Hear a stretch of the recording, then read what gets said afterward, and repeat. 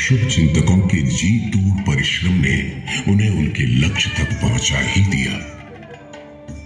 इस शुरुआती संघर्ष की जीत शिकागो के उस धर्म सम्मेलन में तालियों की गड़गड़ाहट के रूप में व्यक्त हुई और उनके परिपक्व विचार सुनकर वहां सारे विद्वान चमत्कृत हो गए और श्रोता मंत्र मुग्ध भाव से उनकी बातों का रसास्वादन करते रहे। जब कभी स्वामी जी के इन विशेष मित्रों की बात उठती है तो एक नाम सबसे प्रबल भाव से आता है, जिनके साथ जुड़ा हुआ उनका घनिष्ठ संबंध आजीवन अटूट बना रहा। उनके ये खास मित्र तथा शिष्य थे खेतड़ी रियासत के राजा अजीत सिंह जी। शेखावत कुल के ये राजा मिलनसार, न्यायप्रिय, कुशल प्रबंधक, पूर्वाग्रह मुक्त होने के साथ साथ विद्वान, कवि तथा भक्त हृदय के भी थे। उनके राज्य में खेतड़ी बहुत फला फूला। वो शिक्षा को अत्यंत अनिवार्य मानते थे। उन्होंने खेतड़ी में शिक्षा विभाग की स्थापना करके वहां की साधारण पाठशाला को जयपुर मंडल के प्रथम हाई स्कूल में परिणत किया। आज ये संस्कृत पाठशाला तथा कई प्राथमिक शालाएं एवं अस्पतालों की भी स्थापना कर उन्होंने खेतड़ी को एक नई दिशा दी। आज भी खेतड़ी के निकट स्थित अजीत निवास बाग, बंद अजीत सागर और बंद अजीत समंद उनकी कीर्ति ध्वजा फहरा रहे हैं। विवेकानंद। आइए स्वामी जी द्वारा राजा जी को लिखे गए कुछ पत्रों पर नजर डालते हैं, जिनमें उन्होंने लिखा है कि इस जीवन में मैं आपको ही अपना एक लौता मित्र समझता हूं। किसी विशेष काल में कुछ विशेष व्यक्तियों का जन्म एक साथ मिलकर कुछ विशेष कार्य करने के उद्देश्य से होता है। अजीत सिंह और मैं दो ऐसी आत्माएं हैं जिन्होंने मानव समाज के कल्याण हेतु एक महान कार्य में परस्पर सहयोग करने के लिए जन्म लिया है। मैं उनसे प्रेम किए बिना नहीं रह सकता और वे मुझसे प्रेम किए बिना नहीं रह सकते। ये पिछले जन्म का संबंध है। हम एक दूसरे के सहायक और परिपूरक हैं।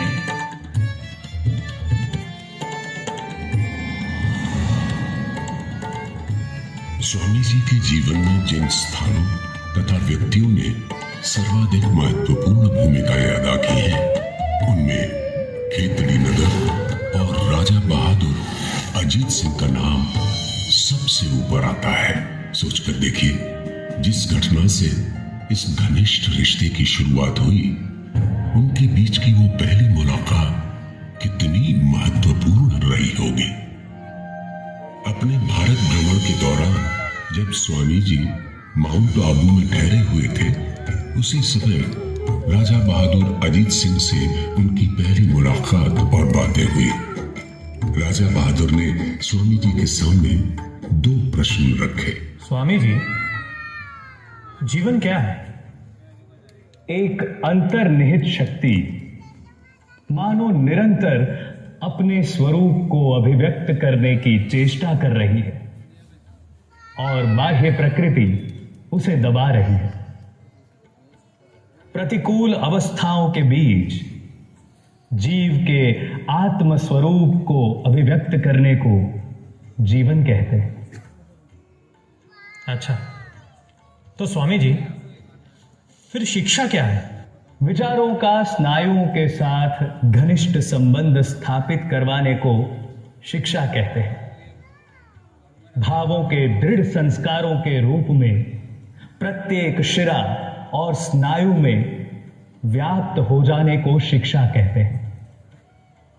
जब तक हमें अग्नि की दाहिका शक्ति का बोध नहीं होता, जब तक वह अनुभव हमारे धमनी और मज्जाओं में व्याप्त नहीं होता, तब तक हमें अग्नि का ज्ञान नहीं होता। थोड़ा सा तर्कशास्त्र कंठस्थ कर लेने मात्र से ही शिक्षा नहीं होती। जो जीवन के साथ मिश्रित हो जाए वही यथार्थ शिक्षा है।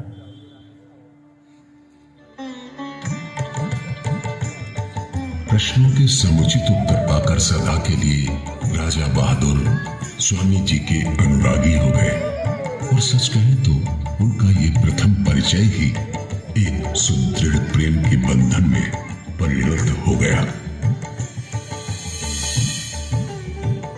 राजा बहादुर अजीत सिंह स्वामी जी के व्यक्तित्व तथा विचारों से इतने मुग्ध हो गए कि उन्होंने स्वामी जी को खेतड़ी में स्थित अपने महल में आकर कुछ काल निवास करने का आग्रह किया। स्वामी जी राजी हुए और राजा बहादुर के साथ ही यात्रा करके 1891 ईस्वी में ही पहली बार खेतड़ी पधारे। खेतड़ी में आगमन के कुछ ही दिनों बाद राजा अजीत सिंह स्वामी जी से मंत्र दीक्षा लेकर उनके शिष्य हो गए, और ये गुरु शिष्य संबंध अत्यंत घनिष्ठ एवं मधुर था। स्वामी जी से राजा जी ने भौतिक विज्ञान, रसायन एवं खगोल विज्ञान की शिक्षा ली, और स्वामी जी ने खुद खेतड़ी के संस्कृत विद्यालय में अष्टाध्यायी ग्रंथों का अध्ययन भी किया। कहते हैं कि कभी कभी शिक्षक एवं शिष्य खगोलीय विद्याध्ययन में इतने तल्लीन हो जाते थे कि वे कई रात दूरबीन पर जमे रहते थे और राजस्थान के रहस्यपूर्ण अंधकार में स्वच्छ आकाश का सूक्ष्म परीक्षण किया करते थे। अजीत सिंह एक महान गुणग्राही थे। उनके दरबार में बड़े बड़े विद्वानों तथा कलाकारों को आश्रय प्राप्त हुआ करता था। वे स्वयं भी एक अति कुशल वीणा वादक थे। उन्होंने अनेक भजन, गीत तथा कविताओं की रचना भी की थी। ये एक सर्वविदित तथ्य है कि स्वामी जी भी एक उच्च कोटि के गायक थे, अतः सहज ही समझा जा सकता है कि ये दोनों महान आत्माएं संगीत के गूढ़ क्षेत्र में भी चर्चाएं किया करती थी। राजा अजीत सिंह द्वारा रचित ठुमरी शैली का ये भजन स्वामी विवेकानंद जी को बड़ा प्रिय था और वे उसे अक्सर गाया करते थे।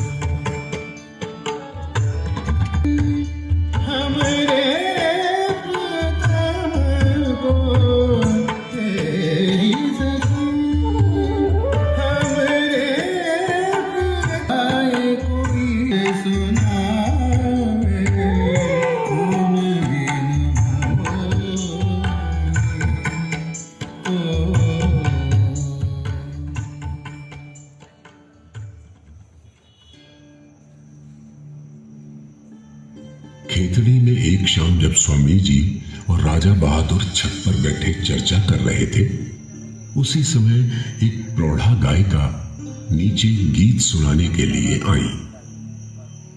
जैसे ही उन्होंने गाना शुरू किया, वैसे ही स्वामी जी वहां से उठकर चले गए।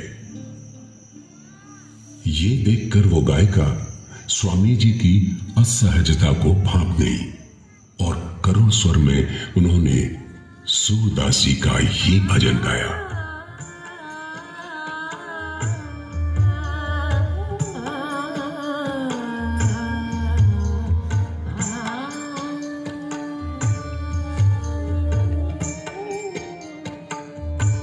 प्रभु मोरे नवा गुण चित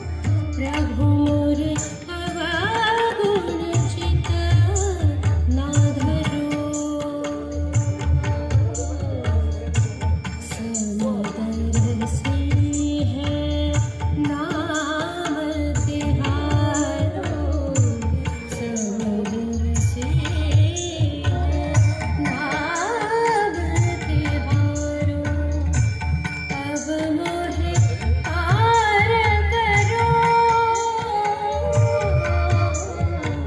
अघागुर चित न धरो,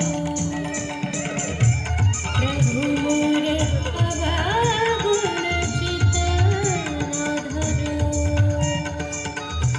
प्रभु मोरे अघागुर चित न धरो, चित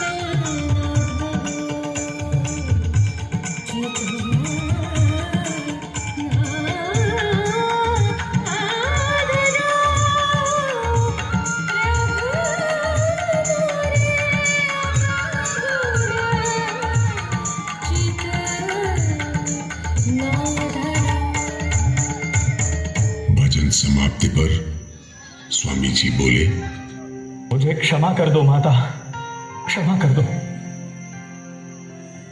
मैं तुम्हारी पीड़ा को समझ ही नहीं सका। आज से मैं नर नारी और ऊंच नीच के बीच भेदभावों के संस्कारों से मुक्त हो गया हूं। तुम्हारे इस भावपूर्ण भजन ने मेरी आंखों के सामने से अज्ञान के पर्दे को हटा दिया है।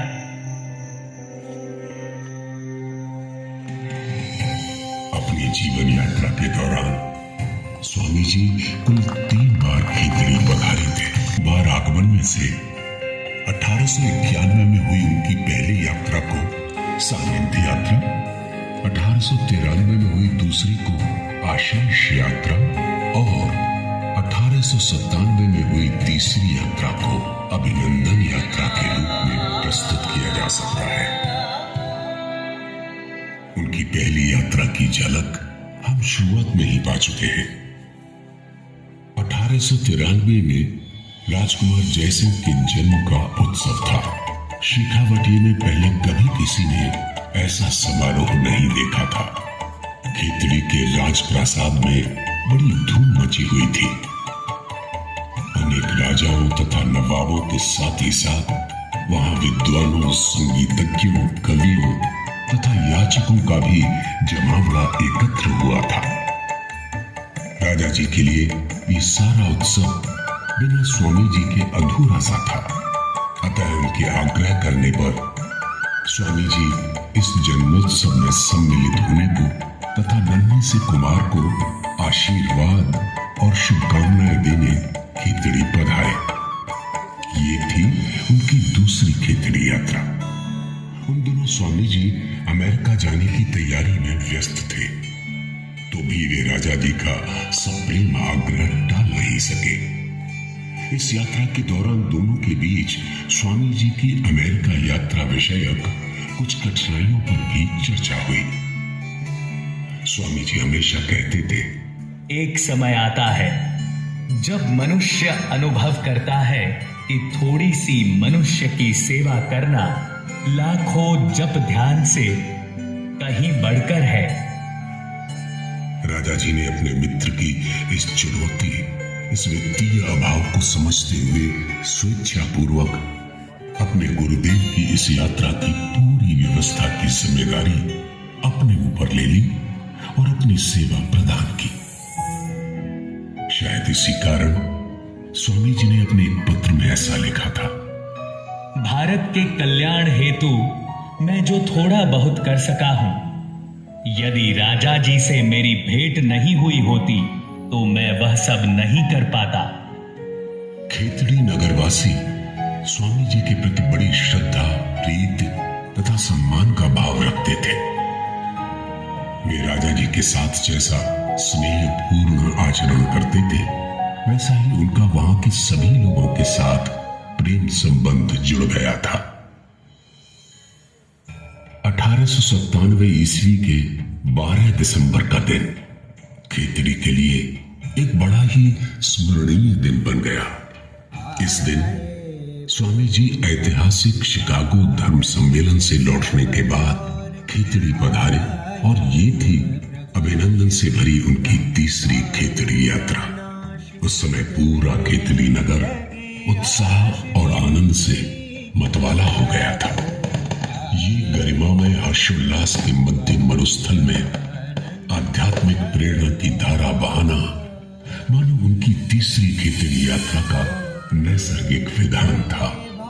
उनके स्वागत में भोपालगढ़, फतेह विलास महल, सुख महल के साथ पूरा खेतड़ी देसी घी के दीपकों से जगमगा उठा। 12 दिसंबर 1897 को खेतड़ी के पन्ना लाल शाह तालाब पर प्रीति भोज देकर स्वामी जी का भव्य स्वागत किया गया।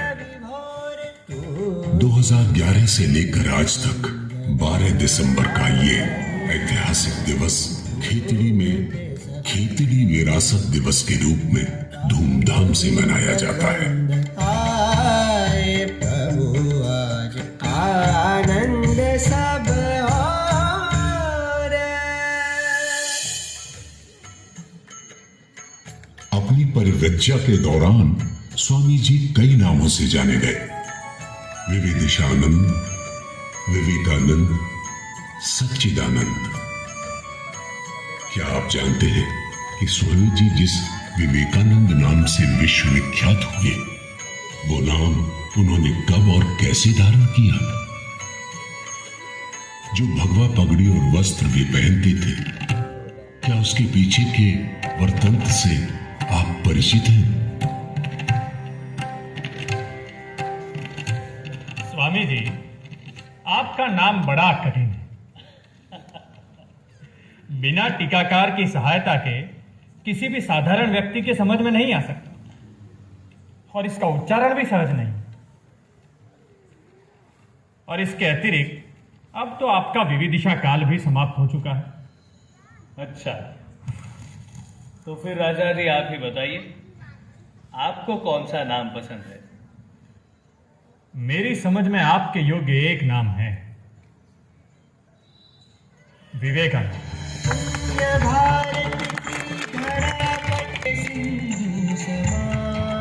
और यूं अपने मित्र के अनुरोध पर स्वामी जी ने विवेकानंद नाम धारण किया।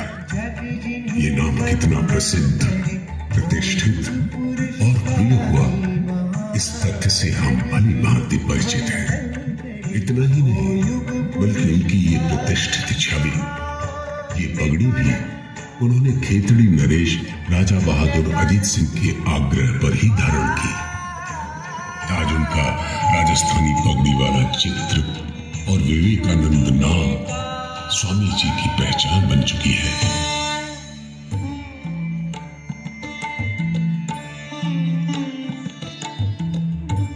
ये मित्रता, ये संबंध सिर्फ एक दूसरे तक सीमित नहीं था। एक समय था जब स्वामी जी दो संसारों के बीच खड़े थे। एक ओर था माता और भ्रातागण का भरण पोषण, और दूसरी ओर थे महापुरुष के विचार, विश्व कल्याण। इन दोनों के बीच जूझते स्वामी जी की दुविधा को उनके मित्र अजीत सिंह भली भांति भांप गए, और उन्होंने आजीवन स्वामी जी के परिवार की आर्थिक सहायता और देखभाल कर न सिर्फ एक मित्र होने का, बल्कि एक परिवारजन होने का भी धर्म बखूबी निभाया। सच मानिए तो खेतड़ी, उनके यहाँ बिताए गए समय, यहाँ घटी उनके जीवन की महत्वपूर्ण घटनाओं और उनकी ये 3 यात्राओं से एक पवित्र स्थान बन गया, जहाँ उनकी सीख, नेतृत्व और दिखाई गई दिशा से आध्यात्मिक और जनसेवा कार्य शुरू हुए। उनके द्वारा स्थापित जन सेवा भावी संगठन रामकृष्ण मिशन की राजस्थान की सर्वप्रथम शाखा विवेकानंद स्मृति मंदिर खेतड़ी में राजा अजीत सिंह के पौत्र राजा बहादुर सरदार सिंह द्वारा प्रारंभ करवाई गई, जहां आज कई कल्याणकारी और धार्मिक गतिविधियां होती हैं।